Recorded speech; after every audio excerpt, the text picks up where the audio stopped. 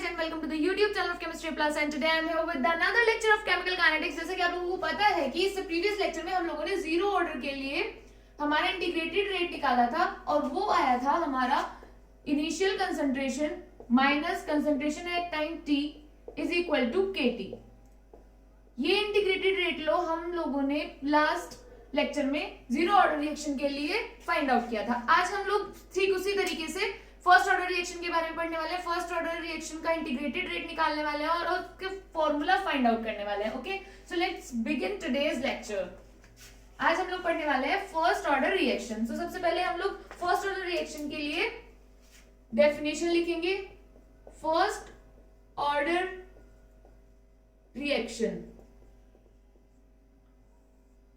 तो आप लोगों को पहले भी मैंने बताया था कि फर्स्ट ऑर्डर रिएक्शंस कौन सी रिएक्शंस होती हैं जिनमें कि हमारी जो स्पीड है रिएक्शन के होने की, हमारी जो रेट है रिएक्शन के प्रोसीड करने का, वो केवल एक सिंगल रिएक्टेंट की कंसंट्रेशन पर डिपेंड करता है। यानी कि जो हमारा फर्स्ट ऑर्डर रिएक्शन है हम उसे किस तरीके से डिफाइन कर सकते हैं कि ऐसे होने वाली कोई भी रिएक्शन जिसमें जो रेट है, जो स्पीड है हमारी रिएक्शन की, वो सिर्फ एक रिएक्टेंट की कंसंट्रेशन पर डिपेंड करे, उसे हम क्या बोलेंगे? First order reaction. सो इसकी डेफिनेशन लिखेंगे।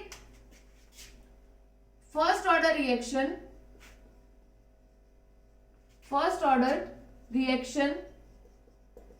is defined as a chemical reaction in which the rate of reaction या फिर speed of reaction depends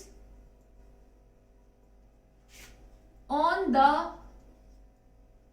concentration of a single reactant. Okay, first order reaction is defined as a chemical reaction in which the rate of reaction depends on the concentration of a single reactant। या फिर क्या लिख सकते हैं?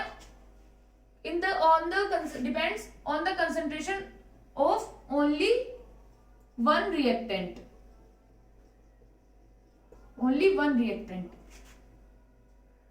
ये तो हो गई डेफिनेशन की बात। अब इसके बाद हम लोगों को इसका इंटीग्रेटेड रेट लॉ निकालना है। तो किस तरीके से निकालेंगे इसका इंटीग्रेटेड रेट लॉ? जैसे कि हमें पता है हम लोग जब हमारा रेट लॉ एक्सप्रेशन लिखते थे तो उसमें कैसे लिखते थे? के इक्वल टू ए कंसंट्रेशन ए की पावर 1। तो ये क्या आता था? हमारे पास फर्स्ट ऑर्डर रिएक्शन है, यानी कि ए के रेस्पेक्ट में फर्स्ट ऑर्डर रिएक्शन और हमारी कंप्लीट रिएक्शन भी फर्स्ट ऑर्डर की हो गई। ऐसे ही हम लोग रेट को क्या लिखते हैं? Minus D A by D T, अगर ये हमारा रिएक्टेंट है तो। इन चीजों की हमें हमारे डेरिवेशन में जरूरत पड़ने वाली है। तो अभी हम लोग इसके लिए डेरिवेट करेंगे फॉर्मूला। अब देखो, जैसे जीरो ऑर्डर वाला था वो तो मैंने आप लोगों को बताया था कि जीरो ऑर्डर का मोस्टली पूछा नहीं जाता, डेरिवेशन नहीं पूछा जाता, लेकिन इसके फर्स्ट ऑर्डर रिएक्शन का जो डेरिवेशन है हम लोग इंटीग्रेटेड फॉर्मूला डिराइव करने वाले हैं, उससे काफी बारी क्वेश्चन पूछा जाता है और कंप्लीट भी डिराइव करने के लिए आ सकता है। तो सीखेंगे कि किस तरीके से करनी है। सबसे पहले let's suppose we have a reaction. ये हमारे पास कोई भी रिएक्टेंट है और ये क्या है? प्रोडक्ट। अब हमें पता है कि rate is equal to concentration of A power 1। Rate को किस तरीके से लिखेंगे? Minus D A by D T. Actually ये क्या होता है? प्रोपोर्शनल होता है। इक्वल टू करके तो हम लोग क्या लिखते हैं रेट को?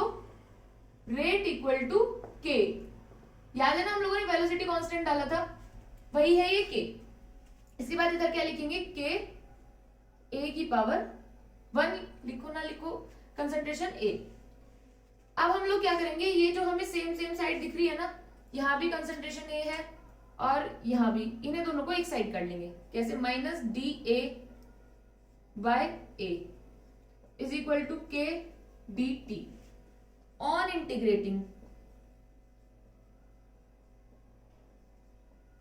कैसे? अब देखो, सबसे पहले हमारे पास जो ये रिएक्शन है इसमें हमें क्या पता है कि एट t इक्वल टू 0 जो हमारे पास कंसंट्रेशन है वो है A, और एट t सेकेंड हमारे पास जो कंसंट्रेशन है वो हमने ली हुई है AT। 0 मतलब 0 टाइम पे कंसंट्रेशन और t मतलब t सेकेंड पर कंसंट्रेशन।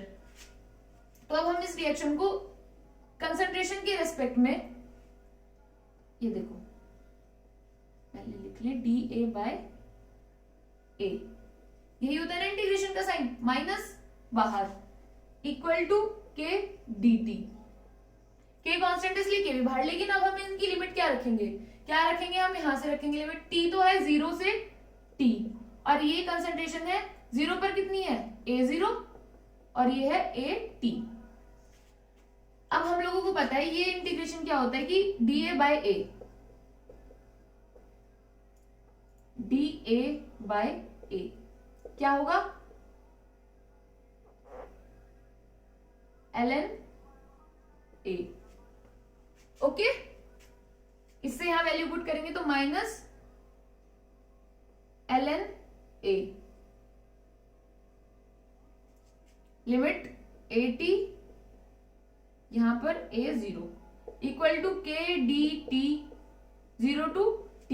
अब हम लोग क्या देखेंगे, लिमिट कैसे पुट करते हैं, upper limit minus lower limit, तो minus ln AT minus ln A0 equal to K upper limit T minus 0। अब ये माइनस जैसे ही अंदर जाएगा तो ये प्लस वाली चीज क्या हो जाएगी, माइनस, और माइनस वाली हो जाएगी प्लस। कैसे लिखेंगे, ln A0 minus ln AT equal to KT। अब हम लोग जानते हैं ln को log में कन्वर्ट करने के लिए किससे मल्टीप्लाई करेंगे, 2.303 log A0 minus log AT equal to KT। 2.303 क्या है, अगर हमारे पास लोग में कोई भी चीज प्लस में है तो वो किस में आ जाती है, मल्टीप्लीकेशन में, और माइनस में होती है तो किस में आ जाती है, डिवाइड में। तो कैसे लिखेंगे, log A0 A0 by AT equal to KT, यानी कि T equal to 2.303 log A0 by AT by K। ये आ गया हमारे पास फर्स्ट ऑर्डर के लिए फॉर्मूला इंटीग्रेटेड। ओके, एक बार इसको सही से देखेंगे हम लोगों ने क्या क्या किया है इसमें। तो सबसे पहले यहां पर क्या है, हमारे पास फर्स्ट ऑर्डर रिएक्शन है। हम लोगों ने देखा है कि हमने एक रिएक्शन ली है जहां पे हमारे पास A क्या है, रिएक्टेंट है, और जो P है वो हमारा प्रोडक्ट है। उसके बाद हम लोगों ने रेट लो लिखा है, हमसे जैसे रेट लो एक्सप्रेशन में हम लोगों ने लिखा था, हमें पता है कि अगर फर्स्ट ऑर्डर रिएक्शन है तो A की पावर 1 पावर यानी A। उसके बाद ये हमने रेट लिखा, जो सबसे पहले हम लोगों ने रेट लिखना सीखा था उससे, माइनस dA बाई dt। उसके बाद क्या किया, इन दोनों को एक साथ पुट किया, जो A वाली टर्म है दोनों एक साइड ले ली और T वाली टर्म उधर। उसके बाद हम लोगों ने इंटीग्रेशन किया, ये पूरा इंटीग्रेशन है आप लोगों का। सही से देखेंगे इसको 3-4 बार प्रैक्टिस करनी है आपने, ये आपको अच्छे से लर्न हो जाएगा। और इस इंटीग्रेशन से क्वेश्चंस बहुत आते हैं, न्यूमेरिकल बहुत आते हैं, इस फॉर्मूला पे बेस्ड न्यूमेरिकल्स भी बहुत ज्यादा आते हैं, और ये पूरा भी डिराइव करने के लिए आ सकता है। तो अच्छे से अपनी कॉपी में नोट कर लेंगे और अब आगे बढ़ेंगे। अब देखेंगे कि हमारे पास क्या है फर्स्ट ऑर्डर के लिए formula, T equal to 2.303 by K log A0 by AT। इसको पढ़ना किस तरीके से है, यहां पर ये सब हमें क्या इंडिकेट कर रहे हैं। तो T क्या है हमारे पास, टाइम, T है टाइम, K है हमारे पास कांस्टेंट, वेलोसिटी कांस्टेंट। लेकिन आप लोगों को पता है ना इस कांस्टेंट की वैल्यू सबके लिए अलग अलग होती है, हर एक रिएक्शन के लिए, और यूनिट भी अलग अलग होती है। A0 क्या है हमारे पास, इनिशियल कंसंट्रेशन। कभी भी ना कंफ्यूज नहीं होना कि A0 ऊपर है या फिर AT ऊपर है, हमारे पास A0 ऊपर, और ये क्या है हमारे पास, इनिशियल कंसंट्रेशन या फिर concentration at T equal to 0 second. वही हमारे पास AT क्या है, concentration after time T. Okay, इस तरीके से हम लोगों ने इस फॉर्मूला को पढ़ना है। और न्यूमेरिकल जिस पे बेस्ड कैसे आता है, हमारे पास इसकी वैल्यू दे देंगे, इसकी वैल्यू दे देंगे, के की वैल्यू दे देंगे, टी की वैल्यू पूछ लेंगे, या फिर हमें इन तीन की वैल्यू देके एटी की वैल्यू पूछ लेंगे। हमारे पास इस फॉर्मूला पर बेस्ड क्वेश्चंस भी बहुत ज्यादा है। अभी हम लोग देखेंगे कि क्वेश्चंस किस तरीके से आते हैं। हाँ, सबसे पहले उससे पहले हम लोगों को एक चीज लिखनी है कि जो रेडियो एक्टिव रिएक्शंस जितनी भी होती हैं, न्यूक्लियर रिएक्शंस, इसे नोट कर लेंगे। All nuclear reactions, all nuclear reactions, or we can say radioactive reactions are of first order। यानी कि जितने भी हमारे पास न्यूक्लियर रिएक्शंस होती हैं उनका ऑर्डर क्या होता है, फर्स्ट ऑर्डर। सभी की सभी फर्स्ट ऑर्डर काइनेटिक्स को फॉलो करती हैं। जो हमारे पास न्यूक्लियर रिएक्शंस होती हैं, all nuclear reactions follows first order kinetics। यानी कि हमारे पास कहीं भी न्यूक्लियर रिएक्शन का या फिर रेडियो एक्टिविटी केस के बारे में क्वेश्चन आएगा तो हमें वहां पर फर्स्ट ऑर्डर काइनेटिक्स फॉलो करनी है। फर्स्ट ऑर्डर के हिसाब से ही फॉर्मूलाज लगाने हैं, टी हाफ का, टी का, या फिर हमारे पास कहीं भी रेट कांस्टेंट निकालने के लिए आ जाए, यूनिट्स के लिए आ जाए, तो हमें सब जगह फर्स्ट ऑर्डर काइनेटिक्स फॉलो करनी है। अभी हम लोग ये जो हमने अभी इंटीग्रेटेड फॉर्मूला डिराइव किया है, इस पर बेस्ड कुछ क्वेश्चंस देखेंगे हमारी फर्स्ट ऑर्डर रिएक्शन से related. Okay guys, have a look. हमारे पास क्वेश्चंस में क्या दिया हुआ है कि in a first order reaction it takes the reactant 40.5 minute to be 25% decomposed, calculate the rate constant for reaction. और ये हमारे पास लोग की कुछ वैल्यूज दी हुई है। तो जैसे मैंने आप लोगों को बताया, सबसे पहले हम लोग क्वेश्चन से काम की चीजें उठा लेंगे। सबसे पहले क्वेश्चन देखेंगे हमारे पास क्या कह रहा है कि in a first order reaction, ये हमें पता चल गया कि हमारी रिएक्शन कैसी है, first order. First order, in a first order reaction it takes the reactant 40.5 minute, यानी कि जो हमारा रिएक्टेंट है वो 40.5 मिनट्स ले रहा है क्या होने में, टू बी 25% डिकम्पोज्ड। अब देखो 25% डिकम्पोज्ड, इसका क्या मतलब है, इसका मतलब ये है कि उसको 25% रिएक्ट होने में, 25% रिएक्ट होने में 40.5 मिनट्स का टाइम लग रहा है। फिर बोला है कि calculate the rate constant for the reaction. Rate constant हमें पता है क्या होता है, के। हम लोगों से के की वैल्यू पूछी है, यानी कि हमें निकालना क्या है, के, और हमारे पास क्या दिया हुआ है, टाइम दिया हुआ है 40.5 मिनट। उसके बाद हमारे पास 25% डिकम्पोज्ड। 25% डिकम्पोज्ड का क्या मतलब है, क्या ये हमारे पास एटी की वैल्यू है, नहीं। हमारे पास 25% डिकम्पोज का मतलब है, ये अगर हम माने कि हमारे पास इनिशियल कंसंट्रेशन जो है वो 100 थी, हम लोगों ने हमेशा 100 ही सपोज करके चलनी है। उसके बाद हमने बोला 25% डिकम्पोज, यानी कि 25% तो हमारे पास रिएक्ट करके चली गई। अब हमारे पास कितनी बचती है, तो हमारे पास बचती है 100 माइनस 25। ये है हमारे पास टाइम टी पर concentration. Concentration at time T, 100 minus 25 75। हमारे पास formula 0.303 by T log A not by A T. अभी अभी हम लोगों ने ये फॉर्मूला डिराइव किया है। ये हमारे पास जितनी भी वैल्यूज आई है जो हमने हमारे क्वेश्चन से ली है, इनको यहाँ पर पुट कर देंगे। क्या होगा, 2.303 बाय 40.5 यूनिट मिनट। याद रखना है हमारे पास मिनट में दी हुई है। लॉग ए नॉट हमारे पास कितना है, 100। उसके बाद ए टी कितना है, 75। किया ना, अभी हमने 100 माइनस 25 इक्वल टू 75। इसे कैलकुलेट करेंगे 25 से 3 times 4 times equal to 2.303 by 40.5 into log 4 minus log 3। हमारे पास जो डिवाइड में होता है वो हमारे पास माइनस में चला जाता है ना। अब हम लोग देखेंगे कि हमारे पास log 4 की वैल्यू तो नहीं है, log 3 की वैल्यू तो क्वेश्चन में दी हुई है, और हमारे पास log 2 की वैल्यू, तो मतलब हमने कहीं क्वेश्चन गलत कर दिया क्या? क्योंकि हमारे पास अगर क्वेश्चन सही जा रहा होता तो log 4 की वैल्यू देता है ना, नहीं। क्यों? क्योंकि हम लोग इस 4 को किस तरीके से लिख लेंगे, 2.303 बाय 40.5 इंटू log 2 की पावर 2 माइनस log 3।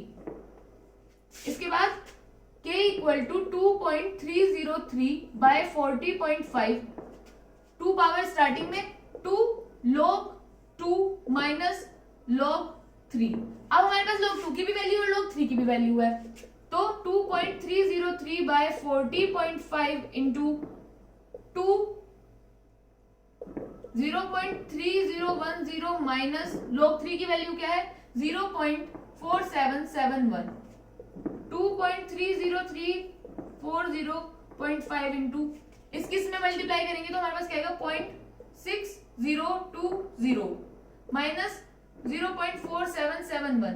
इस सबको कैलकुलेट करने के बाद हमारे पास आंसर जो आता है वो क्या है, हम लोग 0.6020 से माइनस कर देंगे 0.4771, उसमें मल्टीप्लाई करेंगे 2.303 की और डिवाइड कर देंगे कंप्लीट 40.5 से, तो हमारे पास जो आंसर आएगा वो क्या है 7.10 इंटू 10 टू द पावर -3। ये हमारे पास k की वैल्यू आ गई। एक बार पूरे क्वेश्चन को अच्छे से देखेंगे, ये हमारे पास कांस्टेंट k की वैल्यू है। अब हम लोगों का यहाँ पे कुछ छूटता है, क्या है वो, हमारे पास जो रिएक्टेंट है हमारे पास टाइम दिया हुआ है मिनट में, तो हमारे पास ये मिनट इनवर्स होगी। इसकी यूनिट पता है ना, हमारे पास k की यूनिट क्या होती है सेकंड इनवर्स, मिनट में दिया है तो मिनट इनवर्स, आर में दे दे तो आर इनवर्स, डेज में दे दे तो डेज इनवर्स। ओके, एक बार क्वेश्चन को सही से देखेंगे, अच्छे से समझने की कोशिश करेंगे। इसी तरीके के क्वेश्चन आप लोगों के एग्जाम में भी आने वाले हैं। आप लोगों को इनिशियल कंसंट्रेशन देगा, फाइनल कंसंट्रेशन देगा, टाइम देगा, कांस्टेंट की वैल्यू पूछ लेगा, फिर कांस्टेंट की वैल्यू देकर आप लोगों से टाइम पूछ लेगा कि कितने टाइम में इतना रिएक्ट कर जाएगा। अब यहाँ पर याद रखने वाली बात क्या है, एक तो होता है कि डिकम्पोज्ड टू 75% और एक होता है डिकम्पोज्ड बाय 70%। ये टू और बाय का क्या चक्कर है, यहाँ पर जैसा कि अभी मैंने आप लोगों को बताया डिकम्पोज्ड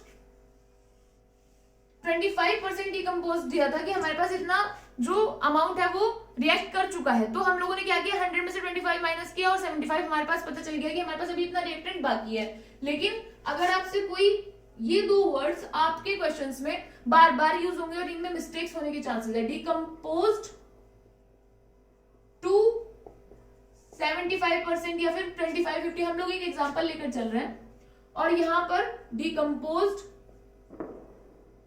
बाय 75%। तो इस 2 और बाय का क्या डिफरेंस है, क्या मतलब है डिकम्पोज बाय 75% और डिकम्पोज बाय 2%। तो हमारे पास जरूरत क्या है, हमें AT चाहिए। इनिशियल कंसंट्रेशन दोनों में हमें पता है कि हम लोगों ने A0 अगर हम 100 मान ले, मानने को तो हम इसे 1000 कितने मान सकते हैं, लेकिन 100 से हमें परसेंटेज में कैलकुलेशन में क्या होता है इजी रहता है। तो क्या होगी डिकम्पोज टू 75% होने पे हमारी जो कंसंट्रेशन होगी टाइम टी पर, और डिकम्पोज बाय 75% होने पे क्या होगी, तो जब हमारे पास बाय 75% होगा तो यानी कि हमारे पास जो टाइम टी पर कंसंट्रेशन है वो 75 होगी, और जब डिकम्पोज टू 75% होगा तो यानी कि 100 माइनस 75 25 ये बचेगी हमारे पास। यानी कि अगर उसने बोला कि डिकम्पोज बाय 75% तो इसका मतलब है कि हमारा जो रिएक्टेंट है वो 25% रिएक्ट हो चुका है, लेकिन 75 अभी हमारे पास बचा हुआ है। और अगर डिकम्पोज टू 75% बोल दे तो इसका मतलब है कि 75% रिएक्ट कर गया और हमारे पास 25% अभी रिमेन है। Okay, decompose to 75% and decompose by 75%, दोनों को आप लोगों को याद रखने की, कब हमें 100 से माइनस करना है, कब हमें 100 से माइनस नहीं करना है। 100 क्या है हमारे पास इनिशियल कंसंट्रेशन की, स्टार्टिंग में हम लोग कितना रिएक्टेंट लेके चल रहे हैं, हमारे पास स्टार्टिंग में कितना रिएक्टेंट अवेलेबल है at time t equal to 0, यानी कि 0 सेकंड पर हमारे पास, जब तक हमारे पास रिएक्शन प्रोसीड होनी स्टार्ट ही नहीं हुई, हमारे पास रिएक्शन जो है अभी एट रेस्ट है, तब हमारे पास कंसंट्रेशन कितनी है, वो है हमारे पास 100। और ये हमने ना खुद से सपोज किया, अगर मान लो आप लोगों से ऐसे बोल दे रहा है कि 25% रिएक्ट कर लिया, ये A है, तो हम AT को ना A की ही टर्म्स में लिख देंगे परसेंटेज निकाल के। तो ऐसे हम लोग A को स्टार्टिंग में 100 लेके चले और बाद में मतलब अपनी जो हमारे पास परसेंटेज दी हुई है उसी के हिसाब से मैनेज करें, या फिर A की टर्म में वैल्यू रखे, कोई इफेक्ट नहीं होने वाला आपके क्वेश्चन पे। क्वेश्चन इसी तरीके से करने हैं हम लोगों को।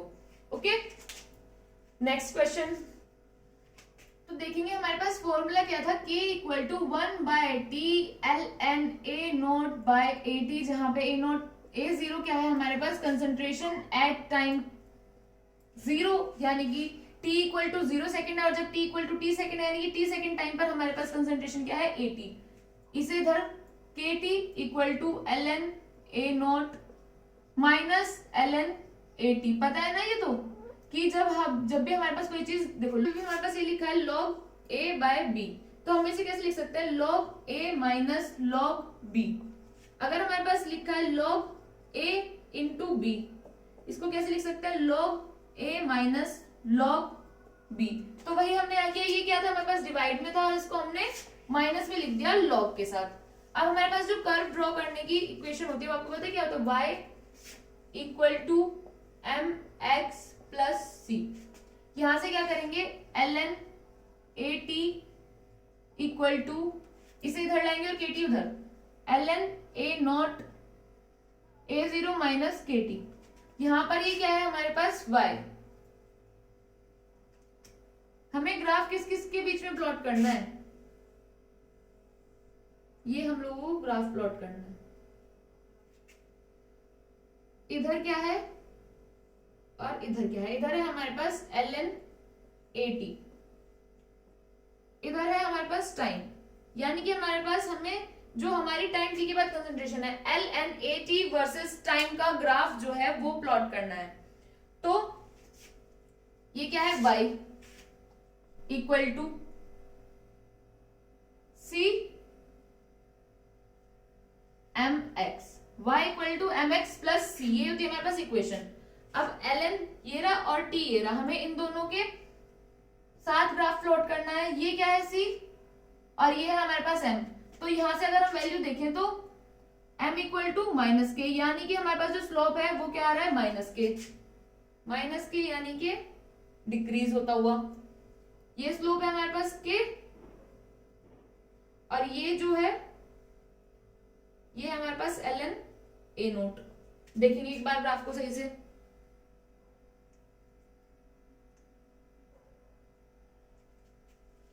तो यहां पर ये जो माइनस के है ये क्या इंडिकेट करता है, here minus sign indicate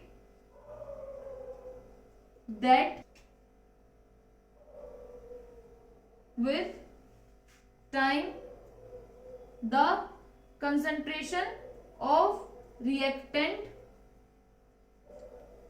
decreases, यानी कि टाइम के साथ साथ जो हमारे रिएक्टेंट की कंसंट्रेशन है वो डिक्रीज होती जा रही है। ठीक है, अब इसके बाद नेक्स्ट क्वेश्चन देखेंगे। अब आप लोगों के लिए बहुत छोटा सा क्वेश्चन है जो बहुत बार पूछा जाता है, क्या रेडियो एक्टिव, अभी इसी लेक्चर में बताया मैंने इसके बारे में, radio active disintegration follows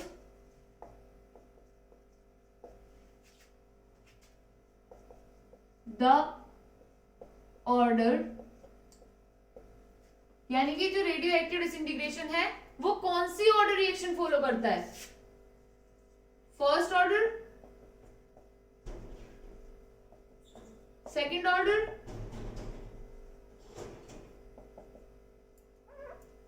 third order reaction, या फिर जीरो ऑर्डर। अभी अभी मैंने आप लोगों को इसके बारे में बताया था कि जितने भी हमारे पास न्यूक्लियर रिएक्शंस होती है, जितने भी हमारे पास रेडियोएक्टिव डिकेज होते हैं, सब लोग जो जितनी भी रिएक्शंस है वो क्या फॉलो करती है, हमारे पास फर्स्ट ऑर्डर काइनेटिक्स। जितनी भी जहां पर हमारे पास रेडियोएक्टिव का या फिर न्यूक्लियर रिएक्शंस का नाम आएगा वहां पे हमें क्या लगा देना है, first order reaction. First order kinetics follow करेंगी, चाहे आप कहीं कोई भी रिएक्शन करा रहे हो फर्स्ट ऑर्डर काइनेटिक्स फॉलो करेगी। फर्स्ट ऑर्डर काइनेटिक्स के सारे फॉर्मूले लगने वाले हैं उसमें। ओके, तो radioactive integration disintegration follows the order of reaction, first order of reaction. Okay, आज के लेक्चर में बस इतना ही। इससे नेक्स्ट लेक्चर में हम लोग पढ़ने वाले हैं हाफ लाइफ। हाफ लाइफ के बारे में पढ़ने के बाद हम लोग बहुत सारे न्यूमेरिकल्स करने वाले हैं। हाफ लाइफ आप लोगों को हाफ लाइफ जैसे नाम से ही पता चल रहा होगा ना, वैसे हम लोग नेक्स्ट लेक्चर में ही पढ़ेंगे। चलो नेक्स्ट लेक्चर में हम लोग हाफ लाइफ पढ़ने वाले हैं। इससे पहले के जितने भी टॉपिक्स हैं आपने जिनके भी छूटते हैं उनको सबको क्लियर कर लेंगे, क्योंकि हाफ लाइफ से जो नेक्स्ट लेक्चर होने वाला है उसमें हम लोग सब अभी तक जितने भी हमारे पास टॉपिक हुए हैं उनसे रिलेटेड न्यूमेरिकल्स करने वाले, क्योंकि केमिकल काइनेटिक्स फिजिकल का पार्ट है। न्यूमेरिकल्स तो आने ही आने हैं, तो हमें न्यूमेरिकल्स करने आने चाहिए। अगर अभी तक के लेक्चर में किसी को भी कोई प्रॉब्लम है, कुछ नहीं समझ आया, वापस से करो, फिर से देखो, समझ आ जाएगा। नहीं समझ आता तो कमेंट बॉक्स में लिख दो, कोई भी डाउट है, I will try to solve them. Okay, thank you so much.